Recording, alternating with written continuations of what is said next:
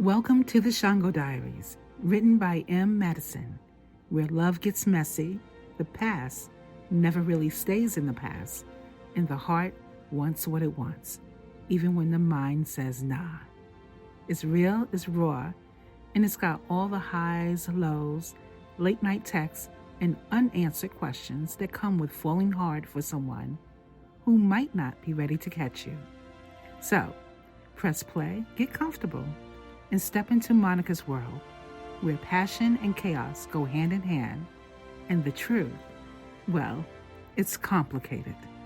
This is the Shango Diaries. Let's get into it.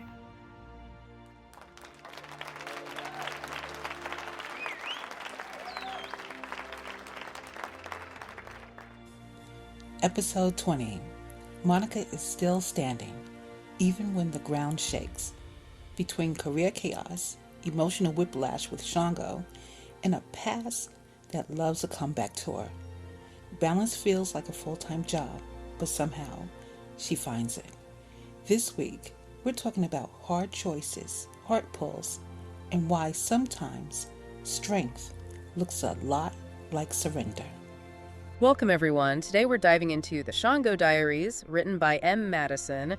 This is our commercial-free look at online dating, vintage 2008 style, through Monica and Shango's story. That's right. We're aiming for a light, fun, but also, intimate exploration of their relationship as it unfolds in these emails. And we really get a picture of Monica's life here. She's got a career, she's co-parenting, and then there's this complex thing with Shango. Absolutely. The diaries mention that boss mode meets breakdown realness. And you definitely feel that. She's balancing so much. And Shango, well, he's clearly a huge presence in her life right from the start. Oh, for sure. Let's jump to an email from April 8th, 2008. Shango emails Monica about a late shoot she has. Right, the Playboy show shoot. Exactly. He says, if the production shoot is past 1 mm, do you not take the train home, take a cab, and call me when you are on your way, regardless. Okay, so on the surface, it's caring, right?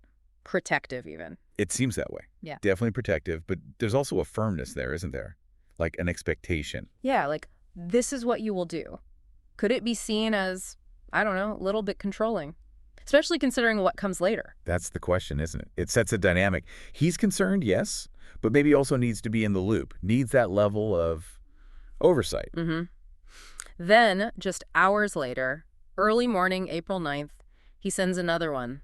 Title, You. Ah, yes, You. This one is, well, it's a journey in just a few paragraphs. It starts okay, right? Yeah. He appreciates her, calls her low maintenance. Yeah, he thanks her, which feels nice and intimate. But then... Uh-oh. Then the mood shifts. Yeah. He immediately questions the future, like if this will go past spring or summer. Right. It's like, whoa, where did that come from? And then he adds that he feels he doesn't need to prove himself anymore. Which could be confidence or maybe resignation. Like, take me or leave me. Kind of feels that way. And then he floats the idea of a pause. Yeah. A pause to reassess. Oh, cause. After saying he appreciates her low-maintenance nature, it's deeply confusing. And it leads right into that killer line. I love you, but not like I did last week. It is different now. What does that mean? Different how? Better? Worse? It's so vague. Exactly. It's incredibly ambiguous. He doesn't know if it's good or bad, just different. Maybe the initial spark is changing, fear getting closer. Who knows? And the whiplash continues because he ends it by telling her to call him before she leaves some party and to try to have fun. It's that push-pull thing starting already, isn't it? Yeah. I need space, but also check in with me. Totally. He creates distance but wants to keep a tether, leaves you wondering where things actually stand. Which seems to be a recurring theme with them. Okay, so later that same day, April 9th, Monica's emailing her colleague, Liz. We get a peek at her work life. Yeah, this shows the other side of her life, the professional hustle. She mentions being stuck on the Playboy show shoot that night. Doesn't sound thrilled. No, not really. But she's doing it. Yeah. And she mentions that Friday is supposed to be her last day at that job. And she's planning a trip for the next week. Possibly to St. Maarten. Maybe Shango's place. Wait, so Shango is suggesting a pause, and she's thinking about a trip to his place. Seems like it. That disconnect right there tells you a lot about maybe their different perspectives or expectations at that exact moment. Definitely a disconnect. We also learned she has a meeting lined up with Steve Stout about a reality show idea she has. Yes, her crazy reality show idea. She jokes about keeping her French manicured fingers crossed. It shows her ambition. you know? It really does. Even with all the relationship drama, she's got these other big moves she's trying to make. That balance again. She's definitely not just sitting around waiting for Shango's email. She's got her own plans. Then, later that afternoon, the focus shifts. Dinner party planning. Right. Little slice of normal life. Emails with someone named Ryoji about the menu. Caribbean theme. Jerk chicken, rice and peas, plantains. Sounds good. And adding salad and dessert, mango cheesecake, chocolate cake. It's just a small detail, but it makes her feel very real. Life goes on, even with relationship uncertainty swirling around. Then comes an exchange with Todd that afternoon and evening. This feels significant. It really does. Monica sounds much more open with Todd. She says she misses him, isn't looking forward to the Playboy shoot. And she mentions her M2 vacation plan again after her supposed last day. But the key line. The key line? Shango and I are taking a break from each other. Thank goodness. I need one badly. Thank goodness. So the pause wasn't just Shango's idea, or at least she's embracing it. She needs it. Seems that way. She's longing for the mountains, the cottage. That's her escape, her place to regroup. And Todd's reply? So supportive. He gets it. He calls it her strategic plan, validates her need for a break from Shango. He admires her juggling act. He really seems like that grounding force the recaps mention, a steady presence compared to, well, Shango. Absolutely. A very different kind of energy in that relationship, it seems. Okay, next morning, April 10th, Monica emails Todd again with more details. Yeah, she clarifies things a bit. Says she told Shango his timeline for cleaning house. 5 months was too long. 5 months. Okay, so she wasn't just passively accepting things. No. And she confirms they're on a pause.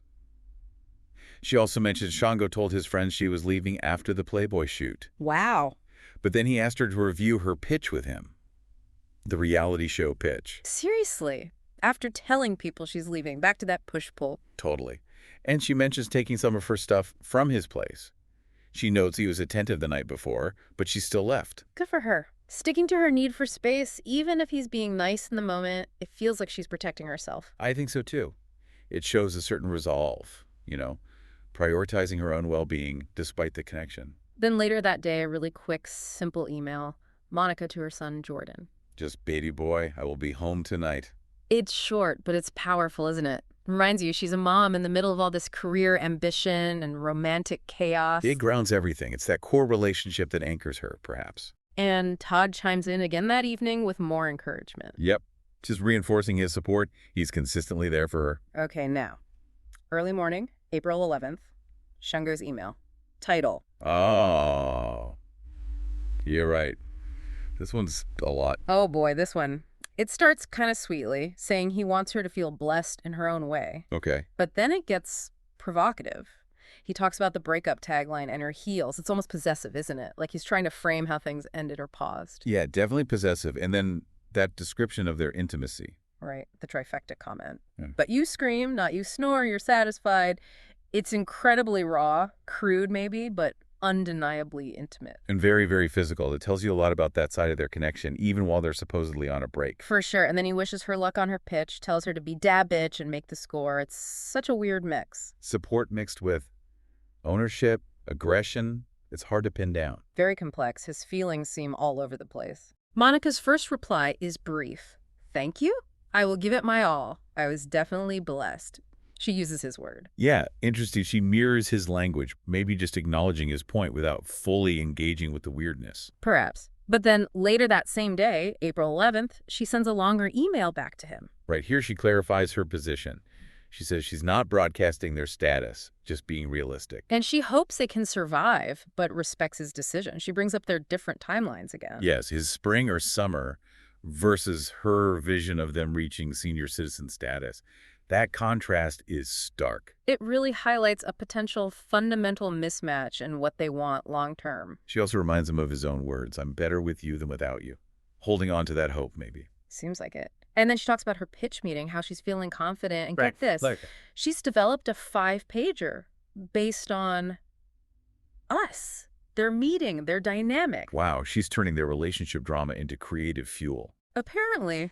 She mentions the drama, humor, push and pull, passion, and, quote, spectacular sex. It's all going into the pitch. That's fascinating. A way to process it, maybe. Yeah. Or just recognizing good material when she sees it. Maybe both. She ends it lightly, though, wishes him a sunny day, tells him to get back to work. Keeping it somewhat normal. Keeping the door open, perhaps. Okay. Fast forward a few days to April 14th. Monica emails her best friend, El Buki. Just a quick one. Says she needs to talk before a pitch in Indianapolis. Yeah. And also, she has to proof a book for Shango. Proof a book while they're on a break. See? Still intertwined, even on a pause. There's this connection, this collaboration, this shared stuff happening. It's not a clean break at all. Not at all. And then that same morning, Shango sends another email. This one is intense. Understatement of the year. This one is purely sensual, possessive, extremely explicit about what he wants before her flight. Yeah, very explicit. And anticipating her return, the reunion. And that thought he shares about her pitching to men who might desire her right after she's been with him, and how they'll both be thinking about her coming back to him. It's incredibly possessive and intensely sexual. It cranks up that physical connection aspect to 11. It's like all the emotional ambiguity disappears for a moment, and it's just this raw, physical claim on her. A complete contrast to the pause email from just a few days before.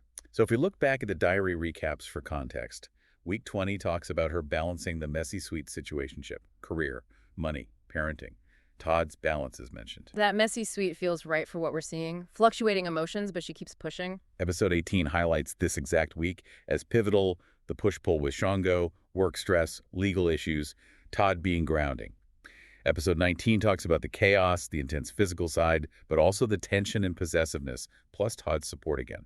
The recaps really echo what we're seeing unfold in the emails day by day. The intensity, the confusion, Monica's resilience, Todd's steadiness. Absolutely. So pulling it all together from this snapshot, what do we see in the Shango Diaries? It's passion, definitely, a strong physical bond. But also huge uncertainty, different expectations, Shango's possessiveness and mixed signals, Monica needing space but also clearly drawn to him. You see Monica as this powerhouse, really, juggling everything with, like the diaries say, grace and grit.